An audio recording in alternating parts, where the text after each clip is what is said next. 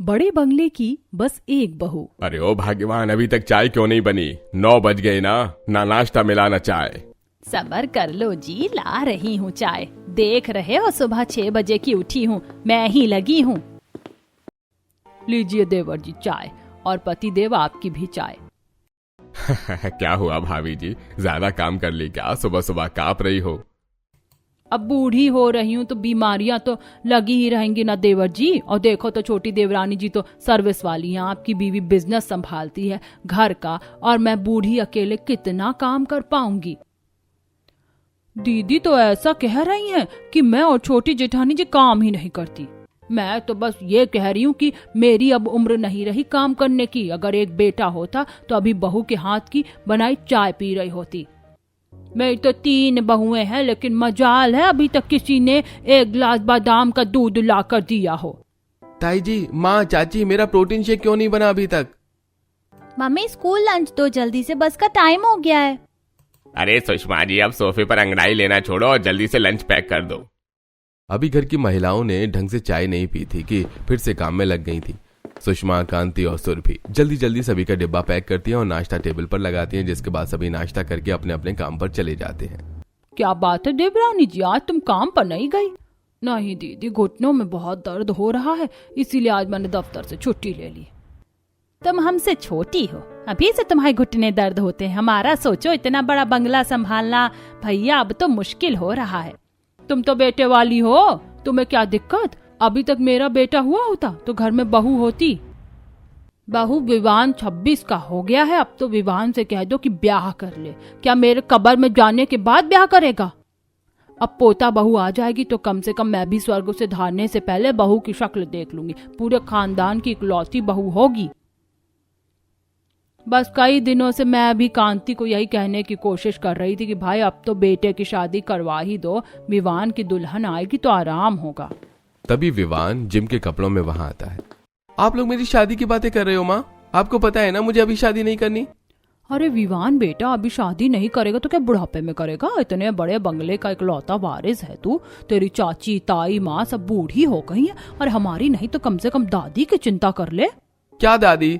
मुझे आप शादी करवा कर फंसाना चाहती हो? 26 का हो गया है, अभी ब्याह नहीं करेगा तो क्या बुढ़ापे में करेगा? अरे बेटा ब्याह कर ले, इस बंगले को संभालने वाली आ जाएगी, और तुझे भी देखना, तेरी बॉडी पहले से कितनी कम हो गई है, तेरी डाइट का भी ख्याल रखेगी वो। बढ़िया दादी, कुछ नहीं तो मेरे जिम और डाइट का ही वास्ता दे दिया आने में। अभी शादी नहीं करना चाहता। चलो मेरा नाश्ता लगा दो, फिर मैं भी तैयार होकर ऑफिस जाती हूँ, वरना पापा डांटेंगे। विवान कुछ देर में तैयार होकर नीचे आता है और नाश्ता करके ऑफिस के लिए निकल जाता है, जिसके बाद घर की सारी महिलाएं पूरे बंगले में साफ सफाई करने लगती हैं और बर्तन, किचन, खाना सब काम निपटाने लगती हैं। बड़ा सा बंगला होने के कारण घर में काम भी ज्यादा था। वैसे तो उनके बंगले में एक नौकर था जो बागवानी, बाहर से सब्जी लाना और घर के छोटे मोटे काम में मदद करता था। ऐसे ही एक दिन बीत रहे थे।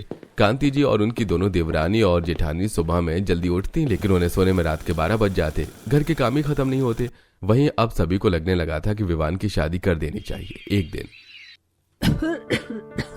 अरे ओ गणेश, भावेश और धर्मेश, तुम तीनों भाई को कोई फिक्र होती है घर की या नहीं? क्या हुआ माँ, ऐसे क्यों कह रही हो? विवान की शादी की उम्र हो गई है, वो कहता अभी शादी नहीं करनी है, और मेरी स्वर्ग सुधारने की उम्र हो गई है। बेटा मैं बिना पोता बहू देखे मरना नहीं चाहती हूँ। अब तो मैं चाहती हूँ कि विवान की शादी हो जाए। हाँ, अब 26 का हो गया है वो। इस एज में शादी नहीं करेगा तो कब? मैं विवान से बात करता हूँ। जिसके बाद सभी घर वाले मिलकर विवान से शादी के लिए बात करते हैं। अब आप लोग तो मेरी मानेंगे नहीं, तो मुझे ही आपकी माननी पड़ेगी। ठीक है, मैं शादी के लिए तैयार हूँ, लेकिन मेरी बीवी सुंदर होनी चाहिए। सुंदर नहीं, हीरा जैसी बहू लाएंगे हम। हमारा इकलौता बेटा है इस घर के वारिस की बहू तो सुंदर होनी ही चाहिए। जिसके बाद सभी विवान के लिए लड़की खोजना शुरू कर देते हैं, लेकिन जितने भी रिश्ते आते सब मॉडर्न लड़कियों के रिश्ते आते। एक दिन जब सभी डाइनिंग टेबल पर बैठे होते हैं। अरे क्या लगता है माँ, घर में किस तरह की बहू आनी चाहिए ताकि घर की खुशी बनी रहे? बेटा मैं तो कहूंगी ऐसी बहू लाओ जो हमारे घर की एकता को बनाए रखे। आजकल की बहुओं को देखकर तो डर लगता है, घर में आते घर तोड़वा देती है, पति को लेकर अलग हो जाती है। और मैं इस घर में ऐसी बहू नहीं चाहती जो मेरा घर तोड़वाए और बेटे को लेकर अलग हो जाए। हाँ माँ जी एकदम सही कह रही हैं। अभी पड़ोसन कमला को ही देख लो, उसकी बहू आते ही बेटे को लेकर अलग हो गई। अब कमला बेचारी अकेली ही रह गई इतने बड़े घर में। हमें तो इस घर की लक्ष्मी चाहिए। आगे चलकर उसे इतना बड़ा बंगला संभालना है तो एक जिम्मेदार लड़की ही लानी होगी विवान के लिए। ऐसी लड़की तो शहरों में मिलना मुश्किल है। सही कहा भैया ने। अब तक विवान के लिए हमने जितनी भी लड़कियां देखी हैं, एक भी वैसी नहीं थी जैसी हमारे विवान के लिए चाहिए। सभी की सभी मॉडर्न और ऐसी फैमिली में पली बड़ी हैं जिन्हें अकेले रहने की आदत है। मेरी मानो तो विवान के लिए गांव से लड़की लाओ। गांव की लड़कियां संस्कारी और घर जोड़ कर रखने वाली होती हैं। माँ जी बिल्कुल सही कह रही, गांव की लड़की आ गई तो घर में सुख शांति रहेगी। धर्मेश जी के घर में सभी सर्विस और बिजनेस वाले थे। जॉइंट फैमिली होने के बावजूद भी सभी खुशी से रहते थे। इसलिए सबके मन में एक ही डर था कि अगर गलती से घर में शहर की लड़की आ गई और हमारा घर टूट गया तो क्या होगा। अगर बहू ने आते ही विवान को लेकर अलग रहने की जिद कर ली तो क्या होगा। जिस कारण अब घर वाले विवान के लिए गांव की लड़की ढूंढने लगते हैं। बहुत तलाशने के बाद उन्हें एक लड़की के बारे में पता चलता है, बिंदु। बिंदु गांव के पप्पू मास्टर की बेटी थी। बिंदु के घर वाले काफी गरीब मगर संस्कारी थे। वहीं बिंदु के घर। पापा ट्यूशन खत्म हो गई हो तो आके खाना खा लो अब। तेरे पापा को तो बच्चों को पढ़ाने से फुर्सत नहीं मिलती, खाना खाने के लिए कहो ही ना। पप्पू जी ट्यूशन खत्म करके घर में आते हैं। अब क्या करूं, इन बच्चों को पढ़ाऊंगा तो इनका भविष्य बन जाएगा। अब तू तो विदा हो जाएगी, फिर तो यही बच्चे रह जाएंगे मेरी खुशी का सहारा। पापा अभी थोड़े ना विदा हो रही हूँ मैं, जब विदा होंगी तब परेशान होइएगा, अभी से नहीं। चारुलता जी मैं बताना भूल गया, हमारी बिंदु के लिए एक रिश्ता आया है। बड़े बंगले वाले लोग हैं, बहुत ही अच्छी फैमिली है। हम इतने अमीर घर में बिंदु की शादी कैसे कर सकते हैं जी, दहेज देने लायक परिस्थिति नहीं है हमारी। उन्हें सिर्फ हमारी बेटी चाहिए, दहेज नहीं। बड़े बंगले वाले लोग हैं, बहुत अच्छा घर खानदान है, शहर के नामी लोग हैं। अजी अगर वो इतने अमीर हैं तो अमीर घर में शादी करते, गरीब घर में क्यों? वही तो पापा, जो इतने रईस हैं तो मुझे क्यों ही पसंद करेंगे? क्योंकि मेरी बेटी समझदार, संस्कारी और गुणी है, जो परिवार बांध कर चले, सबको साथ लेकर चले। शहर की लड़कियां मॉडर्न होती हैं, उन्हें अकेले पति के साथ रहना पसंद है। उनकी बहू आते ही बेटे को अलग करना दे माँ बाप से, इसलिए वो गांव की लड़की से ब्याह करना चाहते हैं बेटे की, ताकि सब खुशी से एक साथ रह सके। ये तो बहुत खुशी की बात है जी। मैं हमेशा सोचती थी कि बिंदु के दहेज का जुगाड़ कैसे होगा, और देखो यहाँ तो 1 रुपया दहेज देने की जरूरत ही नहीं। लड़के वाले ऐसे ही हमारी बेटी को अपनी बहू बनाना चाहते हैं। क्योंकि हमारी बेटी के संस्कार ही उसके लिए दहेज है। चलो अब बहुत तैयारियां करनी है, कल लोग बिंदु को देखने आ रहे हैं। जिसके कारण पप्पू, चारुलता और बिंदु घर की साफ सफाई और लड़के वालों की खातिरदारी की तैयारी में लग जाते हैं। अगले दिन धर्मेश जी अपने पूरे परिवार के साथ बिंदु को देखने उसके घर आते हैं। बिंदु साड़ी पहने, सिर पर पल्ला लिए वहां आती है।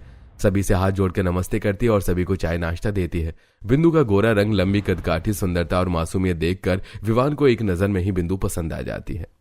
अरे वाह, बिंदु बेटी तो वैसी ही है जैसे हमें अपने विवान के लिए लड़की हम ढूंढ रहे थे। बिंदु बेटी, हम जॉइंट फैमिली हैं, बड़े बंगले में साथ रहते, तुम्हें कोई ऐतराज तो नहीं है ना? नहीं दादी जी, परिवार की एकता और प्रेम में ही तो जीवन का असली सुख है। मैं तो भाग्यशाली होंगी कि इतना बढ़िया परिवार मिलेगा। बिंदु की बात सुनकर सभी खुश हो जाते हैं। बिटिया ने तो दिल जीत लिया मास्टर जी, रिश्ता पक्का हुआ, मिठाई खिलाइए। पप्पू जी सभी को मिठाई खिलाते हैं। वाह, अब तो हमें नई भाभी मिल गई। वाह, विवान भैया की दुल्हन कितनी सुंदर है। फाइनली अब तो घर में भाभी आएंगी। सभी खुशी से रिश्ता पक्का करके घर जाते हैं। वहीं विवान और बिंदु की सगाई में बड़े बंगले के ससुराल वाले बिंदु को ढेर सारा सामान और शगुन देते हैं। वहीं विवान और बिंदु की शादी में शादी का ज्यादातर खर्चा ससुराल वाले खुद उठाते हैं। विवान और बिंदु की शादी काफी आलीशान और धूमधाम से होती है और बिंदु बहू बनकर विवान के बड़े से बंगले में आती है। जैसी कार बंगले के गेट से एंटर करती है, बड़ा सा गार्डन, फिर से अंदर बंगला, ये देखकर बिंदु हैरान हो जाती है। मेरा ससुराल तो किसी महल से कम नहीं है, जैसे कोई सपना देख रही हूँ। जिसके बाद विवान और बिंदु बंगले के दरवाजे पर जाते हैं, जहां पूरा परिवार बिंदु का स्वागत करने के लिए खड़ा था। नई दुल्हन को देखकर सभी बहुत खुश थे। तीनों सास मिलकर बड़े ही खुशी से अपनी इकलौती बहू का स्वागत करती हैं। भाभी, इस कलश को पैर से गिराकर अंदर आ जाइए। बिंदु का गृह प्रवेश होता है और वो अंदर आती है। बिंदु बहू, अब से मैं तुझे विवान की दुल्हनिया या छोटी बहू बुलाऊंगी। मैं घर की मुखिया हूँ दादी, मेरा फर्ज बनता है सबसे तेरा इंट्रो करवाऊं। आधे लोगों को तो तू जानती ही नहीं होगी। ये देख, ये तेरे चाचा चाची हैं और ये तेरे ताई जी ताया जी, ये उनकी बेटियां। उम्र में आपसे बड़ी हूँ, लेकिन हाँ, इकलौती भाभी हो तो भाभी तो कहना ही होगा। भाभी, अब आपको ही ये घर संभालना है और हमें नंदों के नखरे भी उठाने होंगे। भाभी डरिए मत, दीदी की मजाक करने की आदत है। मैं आपकी छोटी ननद हूँ और ये दोनों चाचा चाची के बच्चे। नमस्ते भाभी। पैर मत छुओ। मैं तो आपका छोटू देवर हूँ, मेरा फर्ज बनता है। इस घर के बच्चे भी कितने संस्कारी हैं। चलो अब नई बहू को तंग करना बंद करो और पारुल, चांदनी, टीना, भाभी को उनका कमरा दिखा दो। तीनों नंदे अपनी भाभी को सीढ़ियों से ऊपर ले जाती हैं। बड़े से बंगले में इतने कमरे थे कि बहू देखकर हैरान रह जाती है और पूरे बंगले में वो बस अपनी नजर दौड़ाती रहती है। भाभी, हैरान होने की जरूरत नहीं है, अभी तो आप नहीं है ना, धीरे धीरे सब समझ जाओगी। ये हमारा ही मायका है, लेकिन कभी कभी हम भी कंफ्यूज हो जाते हैं। तीनों नंदे बिंदु को उसके कमरे में छोड़कर वहां से चली जाती हैं। रात भर बिंदु आराम से सोती है, वहीं अगले दिन सुबह 4 बजे तड़के ही उठ जाती है। गुड मॉर्निंग वाइफी, क्या बात है, जल्दी उठ गई? आप भी तो जल्दी उठ गए। क्योंकि मैं छत पर सुबह की ताजी हवा में सांस लेने जा रहा हूँ, इससे हेल्थ अच्छी होती है। अच्छा जी, मैं तो जा रही हूँ काम करने, आज मेरी पहली रसोई है। बेस्ट ऑफ लक, बढ़िया खाना बनाना, मेरे लिए काजू बादाम की बढ़िया सी खीर भी, आज हैवी डाइट। ठीक है पतिदेव। फिर बिंदु नहा धोकर तैयार होकर नीचे आती है, जहां सुबह सुबह ही रामू काका बंगले में झाड़ू पोछा करने में लगे हुए थे। आज बिंदु की पहली रसोई है, बहू मन लगाकर बढ़िया सा खाना बना। जी दादी जी, लेकिन क्या बनेगा खाने में? भाभी, मैं तो सोया चाप खाऊंगी। मैं पनीर टिक्का। बहू मिक्स वेज रायता और पराठे बना लेना, साथ में थोड़ा सा पुलाव भी, बिना चावल के पेट नहीं भरता। और बहू बिरयानी भी बना लेना, विवान को और तेरे पापा को बिरयानी बहुत पसंद है। हम तो इतना तेल मसाला नहीं खाते। छोटी बहू, बच्चों के लिए पिज्जा और इडली बना लेना। वाह भाभी, आज इतना सब कुछ बनाएंगी, मजा आएगा। फिर बिंदु रसोई में चली जाती और सबकी फरमाइश का खाना बनाने लगती है। बाप रे, इस घर में तो ढेर सारे लोग हैं। मैं कभी इतने लोगों के बीच नहीं रही, लेकिन अब तो मुझे सबकी ख्वाहिशों और जरूरतों का ख्याल रखना ही होगा। बिंदु जल्दी जल्दी सभी के लिए खाना बनाना शुरू करती है। घर में ढेर सारे लोग थे जो उनकी फरमाइशें भी थी, जिस कारण खाना बनाने में समय लग जाता है। जिसके बाद बिंदु बड़े बंगले के बड़े से डाइनिंग टेबल पर सारा खाना सजा देती है। खाने की खुशबू से ही सभी खुश हो जाते हैं। वाह भाभी ने कितना सारा खाना बनाया, आज तो मजा ही आ गया। पुलाव, बिरयानी, पनीर टिक्का, सोया चाप, मिक्स वेज, पराठा, पूरी, खीर। वाह भाभी, कितना सारा खाना बनाया आज आपने। सभी डाइनिंग टेबल पर बैठ जाते हैं और सभी को खाना परोस कर बहू खिलाती है। सभी को खाना बहुत पसंद आता है। बहू ये लो, तुम्हारी पहली रसोई का नेक, और ये नेक मेरी तरफ से, और ये डायमंड का नेकलेस मेरी तरफ से। सभी बिंदु को ढेर सारा नेक देते हैं और बिंदु बहुत खुश होती है। पहली रसोई होने के कारण आज ससुराल में बिंदु को बहुत सारा काम करना पड़ जाता है। बहू, तू बहुत थक गई होगी ना, जा जाकर आराम कर ले, अब काम तो होता ही रहेगा। ससुराल में कुछ दिन ऐसे ही बीतते हैं। नई और बड़े बंगले की इकलौती बहू होने के कारण ससुराल में सभी बिंदु को खूब प्यार करते हैं। सारी नंदे और सास मिलकर घर का सारा काम कर लेती हैं और आए दिन घर में कुछ अच्छा बनाकर बहू को खिलाती हैं और बहू की सेवा करती हैं। ताई जी, आप ये क्या बना रही हो? हट, हाथ नहीं लगाना। ये बिंदु बहू के लिए है काजू रोल। ले टीना, जा बहू को देकर आ, फिर मैं तुझे भी देती हूँ। ठीक है ताई जी। सभी नई बहू का खूब ख्याल रखते हैं और बहू भी बहुत खुश थी। सुषमा जी की बेटियां भी मायके में 1 महीने रहती हैं और जब ससुराल जाने लगती हैं तो बहू, तेरी बड़ी ननद मायके जा रही है, उनके ससुराल में सामान भेजना है, लड्डू बनाने में मदद कर दे। ठीक है माँ जी। जिसके बाद बिंदु बड़े बंगले की बड़ी सी रसोई में जाकर एक बड़ी सी कढ़ाई में ढेर सारे बेसन के लड्डू बनाती है और फिर रसगुल्ले और काजू कतली और उन्हें डिब्बों में पैक कर देती है। अरे वाह, हमें तो मेहनत करने की जरूरत ही नहीं पड़ी, बहू ने सब कर दिया। अरे अब तो बहू आ गई है, अब आप लोगों को आराम हो जाएगा। सही कह रहे हो देवर जी। ऐसे ही दिन बीतते हैं। अब बिंदु अपने ससुराल के बड़े से बंगले में धीरे धीरे ससुराल के सारे काम करने लगती है। वहीं रामू काका घर की साफ सफाई और बागवानी और सब्जी वगैरह लाने के काम देखा लिया करते थे। ऐसे ही दिन बीत रहे थे। फिर एक दिन, अरे मालिक मेरी घरवाली की तबीयत खराब है, मुझे अर्जेंट में गांव जाना होगा। कब रिटर्न आओगे? मालिक, समय लगेगा, कम से कम 1 महीना तो लगेगा। अगर उसकी तबीयत ठीक हो गई तो मैं जल्दी आ जाऊंगा। ठीक है, अपने पैसे ले ले, फिर जा, काम देंगे पैसे। जी मालिक। जिसके बाद रामू पैसे लेकर अपने बैग लेकर वहां से चला जाता है। वहीं रामू के जाने के बाद अब घर की सारी जिम्मेदारियां बिंदु के सिर आ जाती हैं। क्या बात है, आज फिर जल्दी उठ गई? घर साफ करना है, खाना बनाना है, बच्चों की टिफिन, ढेर सारे काम हैं। अरे इतने सारे काम? और नहीं तो क्या, आप हंस रहे हो? जाओ अपनी एक्सरसाइज करो, फिर ऑफिस भी है, मैं काम कर लूं अपना। फिर बिंदु झाड़ू लेकर बड़े से बंगले की सफाई करना शुरू कर देती है। पहले खिड़कियों की सफाई करती है, फिर छत पर झाड़ू लगाती है और फिर बंगले के हर कमरे में झाड़ू पोछा करके हॉल एरिया साफ करती है। बिंदु बहू, मेरी चाय कहाँ है? दादी अभी लाई। बिंदु घर के सभी लोगों के लिए चाय बनाती है और बच्चों के लिए बादाम दूध। घर में ढेर सारे लोग होने की वजह से काम करने में समय भी बहुत जाता है। बिंदु सभी को चाय और दूध देती है। बहू 9 बज गए, अभी तक नाश्ता तक नहीं बना। बिंदु मेरे कपड़े क्यों नहीं प्रेस हुए? बहू मेरा लैपटॉप कहाँ है? दे रही हूँ चाचा जी, अभी लाई। विवान जी आपके कपड़े प्रेस करके। बिंदु जल्दी जल्दी सभी के काम करती है और सभी के लिए नाश्ता और टिफिन भी बनाती है। अरे बहू, इतनी देर से खाना बना रही हो, हम ऑफिस कब जाएंगे? ताऊ जी बस हो गया, माफ करिएगा, कल से मैं जल्दी से कर दूंगी सब। जिसके बाद सभी नाश्ता करके टिफिन लेकर ऑफिस चले जाते हैं।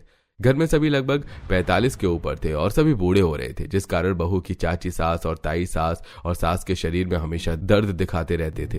वहीं ससुर हमेशा बिजनेस और जॉब के लिए घर के बाहर ही रहा करते थे। अब घर में नौकर भी नहीं था, जिस कारण बहू सुबह 4 बजे से लेकर रात के 12 बजे तक काम करती है। फिर भी बड़ा सा बंगला होने के कारण घर के काम थे कि खत्म ही नहीं होते थे। फिर एक दिन, बहू आज मेरे ऑफिस के कुछ लोग खाने के लिए आ रहे हैं, अच्छे से खाना बनाना। जी चाचा जी। फिर बिंदु रसोई में जाकर काम करने लगती है।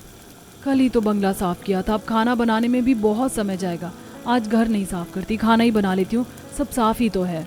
बिंदु फिर रसोई में जाकर घर आने वाले मेहमानों के लिए बढ़िया बढ़िया पकवान बनाती है और भाभी जी के मेहमान जब आते हैं तो बिंदु सभी की अच्छे से खातिरदारी करती है। क्या बनाया बहू? चाचा जी स्टार्टर में मंचूरियन और पनीर चिली और खाने में पूरी सब्जी, बिरयानी, नूडल्स, रायता, पनीर टिक्का और नान है। मीठे में कस्टर्ड और खीर। अरे वाह, आज तो मजा ही आ जाएगा खाने में फिर तो। अरे अच्छा हुआ भाभी जी को रेस्टोरेंट न ले जाकर यहाँ आ गए। फिर बिंदु सभी के लिए स्टार्टर लगाती है और फिर सभी को खाना परोसती है। अरे वाह, खाना बहुत स्वादिष्ट है। वाह, ये नूडल्स बहुत स्वादिष्ट है। अरे भाई, पूरी सब्जी तो लाजवाब है। सभी बहू की खूब तारीफ करते हैं और फिर खाना खाकर जब जाने लगते हैं तो, भावेश साहब खाना तो बहुत बढ़िया था, थैंक्स फॉर इनवाइटिंग। हाँ, बस अपने घर वालों को बोलो थोड़ा घर की धूल मिट्टी साफ किया करे, इतने बड़े बंगले में थोड़ी मेंटेनेंस तो जरूरी है ना। राकेश जी की बात भाभी जी को बहुत ही ज्यादा इंसल्टिंग लगती है सारे मेहमानों के जाने के बाद। बहू, ये घर को थोड़ा थोड़ा साफ रखा करो, देखो तो कितनी धूल है डाइनिंग टेबल पर।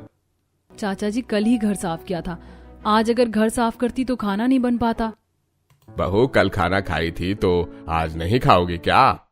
ससुर की बात सुनकर बहू की बोलती बंद हो जाती है। वहीं सभी के खाना खाने के जाने के बाद, बहू बुरा मत मानना, घर की इकलौती बहू हो तो सब कुछ संभालना तुम्हारी जिम्मेदारी है और किसी को दुख नहीं पहुंचना चाहिए। जी ताई जी, अब से ध्यान रखूंगी इन बातों का। अगले दिन बिंदु और जल्दी उठती है और पूरा बंगला अच्छे से साफ करती है। हर शोपीस और हर छोटी बड़ी चीज उठाकर साफ करती है, जिसके बाद नहाकर सबके पसंद का चाय नाश्ता बनाकर टेबल पर लगाती है। बहू सब तो किया, लेकिन मेरी दवाई कौन देगा? खाने से पहले भी तो दवा है ना। जी दादी जी, अभी लाई। फिर बिंदु दादी जी को दवा देती है और सभी को नाश्ता देती है। नाश्ते के बाद सभी का डिब्बा भरती है और घर के सारे काम निपटाने में लग जाती है। ऐसे ही दिन बीत रहे थे। एक दिन, बहू हम तो सर्विस वाले हैं, तुम घर में ही रहती हो, अपने छोटे देवर और ननद को थोड़ा सा पढ़ा दिया करो, दोनों पढ़ाई में बहुत वीक होते जा रहे हैं। ठीक है चाची जी। बहू तुझसे कोई काम नहीं होता क्या? जब से रामू गया है गार्डन के पौधों को पानी नहीं मिला। रोज शाम में गार्डन एरिया में पानी लगा दिया कर और बंगले में जितने पेड़ पौधे सबको पानी दे दिया कर। ठीक है माँ जी। बिंदु सारे काम करती है। वहीं एक दिन, अरे कांति बहन, क्या बात है, महीने भर से बंगले के पर्दे नहीं बदले गए? वैसे तो हर हफ्ते पर्दे बदले जाते थे। कांति कमला की बात सुनकर मुंह बना लेती है और वहां से चली जाती है। वहीं घर आकर, बिंदु बहू घर के पर्दे तो बदल दिया करो। देखो आज तुम्हारी वजह से पड़ोसन कितनी बातें सुना रही थी। हर हफ्ते पर्दों को धोकर सुखा दिया करो और पर्दे बदला करो, वरना बंगले की शोभा कम होती है। अब बिंदु सारा दिन बस घर के कामों में ही लगी रह जाती है। बंगले की साफ सफाई, गार्डन में पानी देना, छत पर कपड़े सुखाना, फिर गेहूं चावल बनाना और छत पर पापड़ अचार बनाकर सुखाना। बिंदु धीरे धीरे एक बहू होने के कारण बड़े से बंगले के काम में फंस जाती है और ससुराल वाले बहू को एक न एक काम लगाए रहते। घर में सभी एजेड और बच्चे, इकलौती बहू होने के कारण सारी जिम्मेदारी बिंदु के ऊपर। सुबह 4 बजे उठकर रात को 12 बजे तक काम करने के कारण धीरे धीरे बिंदु की तबीयत खराब होने लगती है और इतनी ज्यादा तबीयत खराब हो जाती है कि वो बिस्तर से उठ भी नहीं पाती। अरे न जाने बहू को क्या हो गया विवान, डॉक्टर को बुलाकर बहू का इलाज करवा दे। जी पापा। जिसके बाद विवान डॉक्टर को बुलाता है और डॉक्टर बहू का चेकअप करके उसे दवा देकर वहां से चला जाता है। कुछ दिन बिंदु आराम करती है, लेकिन जैसे ही उसकी तबीयत ठीक होती है ससुराल वाले फिर से उसे काम बताने लगते हैं। ससुराल से ताई जी की बेटियां आए तो उनकी खातिरदारी करो, ससुर जी के दोस्त आए तो उनकी खातिरदारी करो, पड़ोसनों की खातिरदारी अलग, और घर में 70 तरह का खाना। बहू बाजार भी धूप में अकेले ही जाती। इतने सारे काम के बोझ के कारण उसकी तबीयत सुधरने की बजाय बिगड़ती ही जा रही थी और ससुराल वालों को यह बात समझ ही नहीं आ रही थी। एक दिन बिंदु को बहुत तेज बुखार हो जाता है। भाभी पानी दे दो, खांसी आ रही है। टीना खुद से पानी ले लो, मेरी तबीयत ठीक नहीं है। 1 गिलास पानी देने में आपकी तबीयत खराब हो गई क्या? बड़े नाटक हो गए आपके। घर में किसी को बिंदु की खराब हालत देखी नहीं रही थी और टीना थोड़ी सी बात का बवाल बना देती है। आजकल बहू के नखरे बढ़ गए हैं बेटा। बिंदु को समझा कर की बहू है, सब कुछ उसे ही करना है। विवान कमरे में आता है तो देखता है कि बिंदु को बहुत तेज बुखार है। देख लो कितना भी करके दे दूं, इस घर में किसी को मेरी परवाह नहीं है। विवान जी, अब या तो आप मुझे अलग लेकर रहो या फिर मैं ये घर छोड़कर चली जाऊंगी। मैं भी सब कुछ देख रहा हूँ। इस घर में कैसे सब तुम्हारे काम की इज्जत नहीं कर रहे हैं और न किसी को तुम्हारा ख्याल है। बस अपनी उम्र और अपनी सेहत को सबको चिंता है। शायद तुम सही कह रही हो, हमें अलग हो जाना चाहिए। जिसके बाद बिंदु विवान के साथ एक छोटे से फ्लैट में शिफ्ट हो जाती है और बड़े बंगले में बाकी परिवार अकेला रह जाता है। आजकल गांव क्या शहर क्या, हर जगह की लड़की अलग ही रहना चाहती है। वही तो हमने सोचा था, गांव की बहू आएगी तो कम से कम एकजुट रखेगी परिवार को, लेकिन इसने भी अपने रंग दिखा दिए, कर दिया हमारे इकलौते बेटे को हमसे दूर। अब तो कुछ कर नहीं सकते। वहीं बिंदु और विवान एक छोटे से फ्लैट में खुश थे। अब तबीयत कैसी है? पहले से बेटर। पापा मम्मी ने बड़ा घर देखकर शादी कर दी, लेकिन इस छोटे से फ्लैट में रहकर एहसास हो रहा है कि घर नहीं, लोगों का दिल बड़ा होना जरूरी है ताकि हम खुश रह सके। यहाँ बिंदु और विवान परिवार से दूर थोड़े अकेले लेकिन खुश थे। वहीं बड़े से बंगले में अब फिर से चाची, ताई और सास तीनों को घर के काम करने पड़ रहे थे, क्योंकि रामू जो गांव गया था वो वापस आया ही नहीं। अब पतियों के टिफिन, दादी सास की दवा और घर के छोटे बच्चों के स्कूल और पढ़ाई लिखाई की सारी जिम्मेदारी घर की बूढ़ी औरतों के सिर आ गई थी। मम्मी, मैंने सैंडविच मांगा था, ये क्या सुबह में पराठे लाकर रख दिए। इतना है तो किचन में खुद हाथ चला लिया कर, ये घर है कोई रेस्टोरेंट नहीं। बहू थी तो सबके पसंद का खाना बनाती थी, यहाँ तो बस एक पराठा और चाय रख दी गई है। इसे ही बनाने में 1 घंटे लगे, घर में इतने सारे लोग हैं।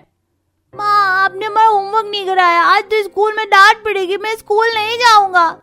भाभी थी तो पूरा होमवर्क करा दी थी और रिवीजन भी करवा दी थी। अब तो अपने ही काम में बिजी रहती हूँ, मैं पढ़ाती भी नहीं।